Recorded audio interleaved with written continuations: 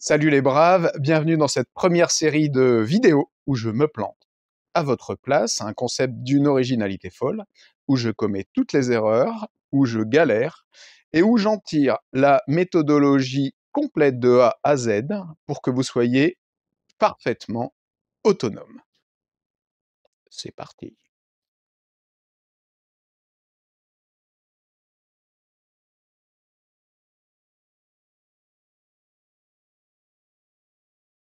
Alors pour ce chantier, un outillage minimaliste et peu onéreux.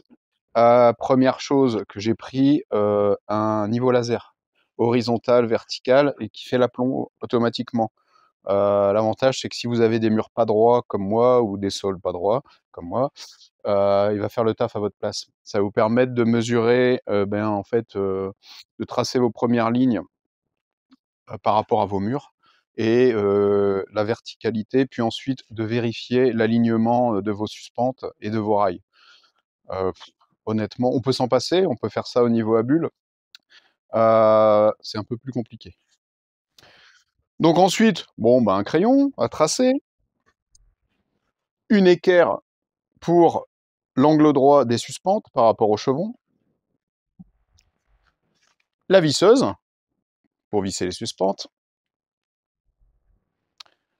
le cordeau à tracer et enfin un couteau à pain si vous en avez un. Sinon, il existe ça, qui est un couteau à pain amélioré pour la laine de verre, hein. Très pratique, beaucoup plus pratique qu'une scie. Au niveau des matériaux, vous aurez besoin de 5 choses. La première, ce sont les suspentes que vous allez fixer sur vos boiseries. Ce sont elles qui vont soutenir l'armature métallique et qui vont accueillir les fourrures. Les fourrures, ce sont les armatures métalliques qui vont traverser votre pièce, celle que vous pouvez voir derrière moi. On va aller voir ça de plus près. Donc comme on le voit ici, les suspentes servent à accueillir les fourrures. Elles sont clipsées de part et d'autre dans les petites rainures prévues à cet effet. Elles vont donc retenir la laine de verre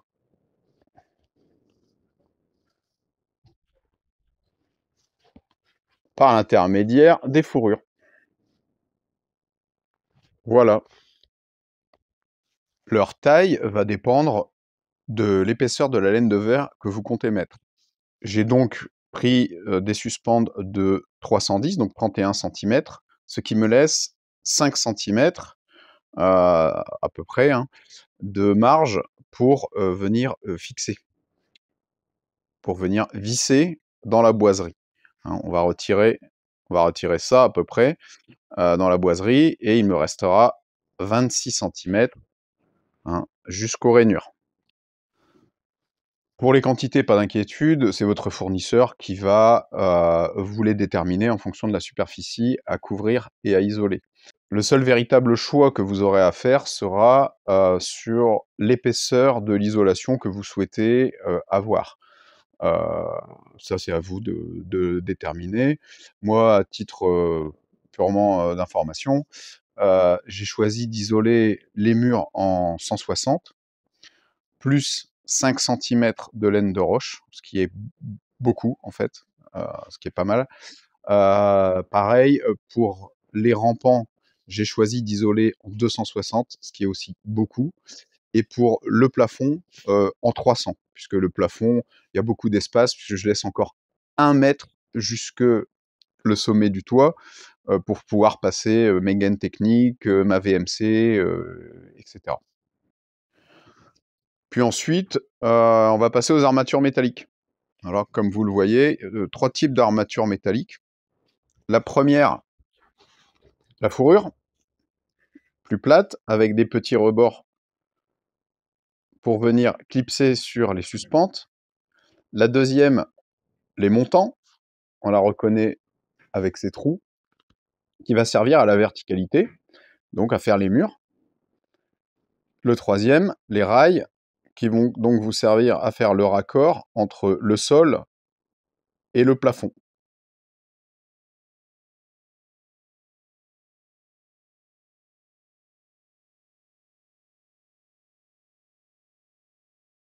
La première chose que vous allez devoir faire, c'est de tracer la ligne parallèle à vos murs sous pente, d'un côté et de l'autre de la pièce.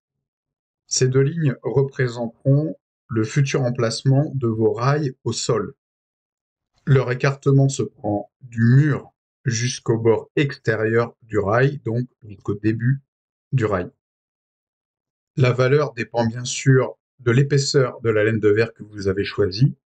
Pour moi, c'était 160. Je vais donc me placer à 16 centimètres du mur jusqu'au début du rail.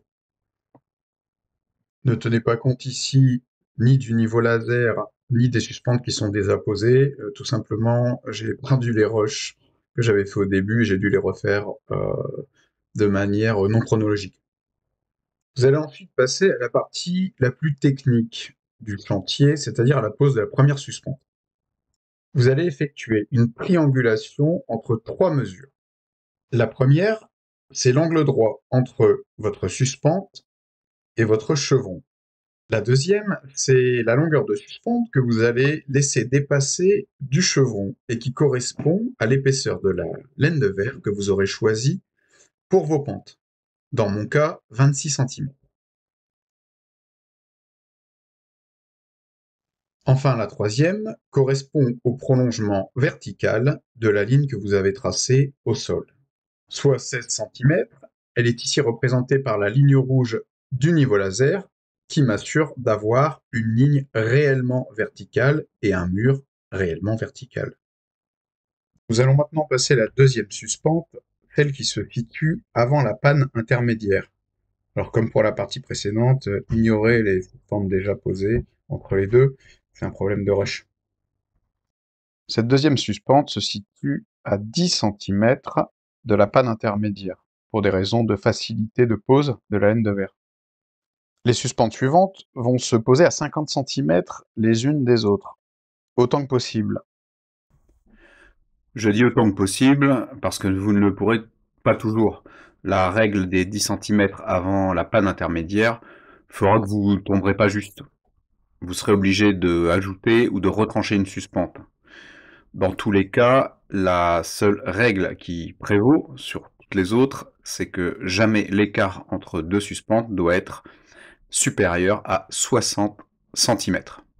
C'est tout simplement parce que les plaques de placo que vous aurez feront 120 centimètres ou 60 centimètres de large et que pour des raisons de portance et de maintien, vous devrez les fixer tous les 60 centimètres. Nous arrivons maintenant à un autre point clé, le raccord pente-plafond. Encore pour des raisons de portance du placo-plâtre, l'écart entre la dernière suspente de la pente et la première suspente du plafond, donc à l'horizontale, ne doit pas excéder 10 centimètres pour des raisons de portance du placo. Alors contrairement aux autres suspentes, les suspentes du plafond vont être déterminées par la hauteur que vous souhaitez avoir dans votre pièce, et non par leur écartement au chevron ou à la solive. Moi j'ai choisi un plafond classique, donc une hauteur de plafond de 2,50 m.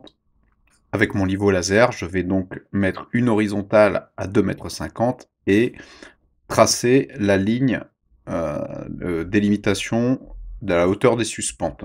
Pour le reste, ça sera toujours une suspente tous les 50 centimètres, évidemment, tant que c'est possible. Il suffit ensuite de répéter l'opération sur la pente opposée, puis le tout sur le mur d'en face, et vous avez fait le plus dur.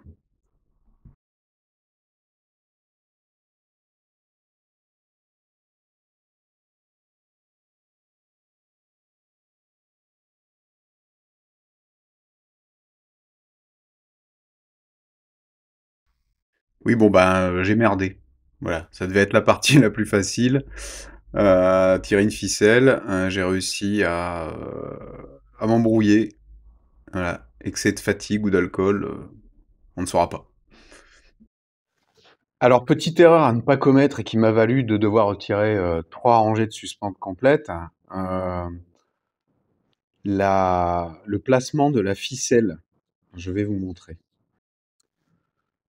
Donc voilà, quand on tire la ficelle d'un pignon, donc d'un mur, de la première suspente d'un mur, jusqu'à la suivante, et ainsi de suite, hop là.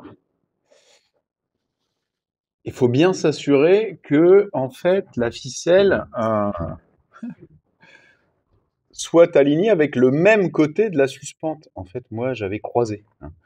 Par exemple, j'étais parti d'ici et j'étais arrivé, en gros, c'est pas tout à fait ça, mais j'étais arrivé de l'autre côté, du côté gauche, quoi. Donc là, on voit bien que je pars d'ici, là, de cette petite rainure, donc côté basse, qui va servir à venir clipser le fourreau, et j'arrive exactement, exactement, voilà, du même côté. Vous voyez, hop. Là, pareil, je repars côté haut,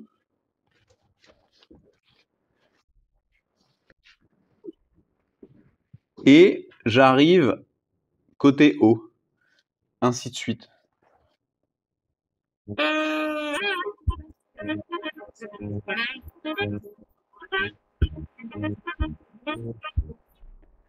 Bref, voilà le résultat fini. Place aux suspentes.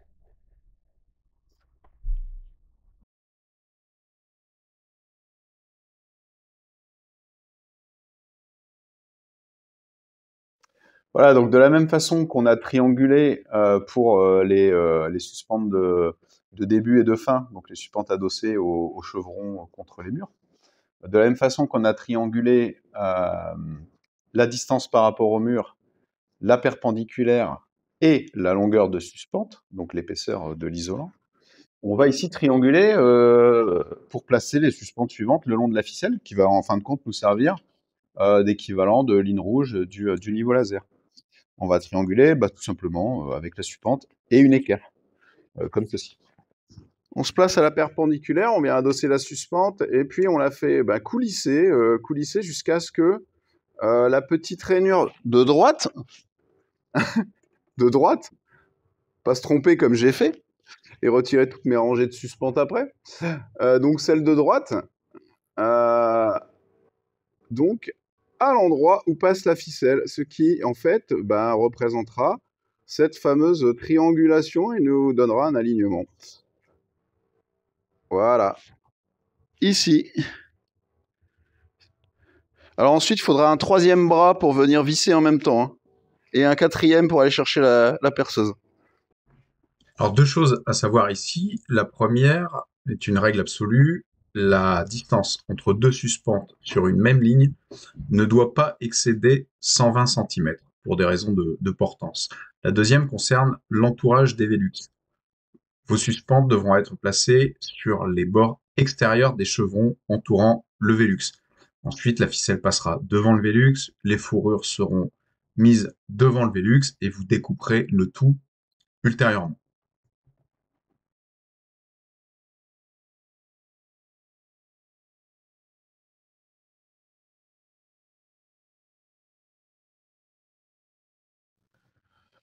Bon alors celle-là, je vous la donne gratuit, c'est cadeau.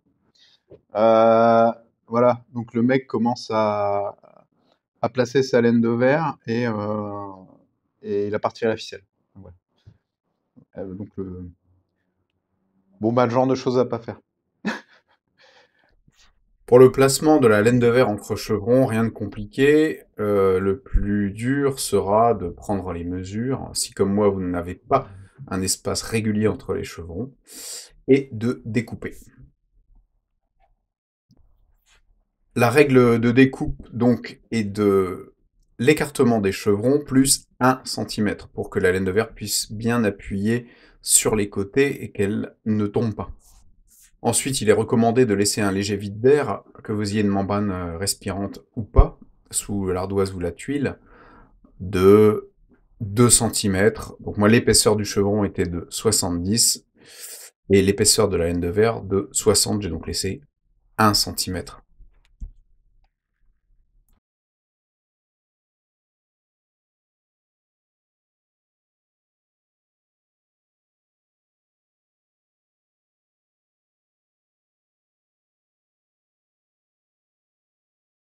Nous arrivons ensuite au placement des fourrures que vous découperez mur à mur en prenant soin de retrancher 2 centimètres.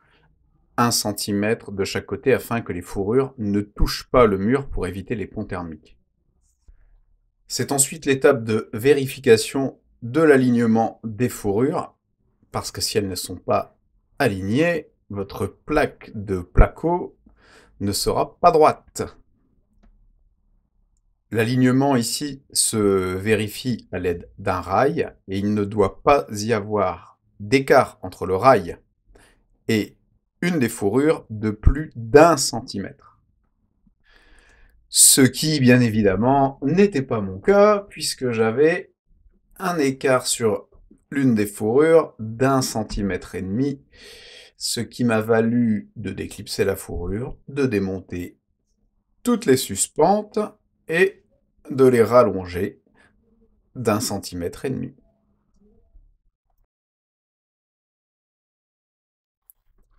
Et puis un jour, enfin,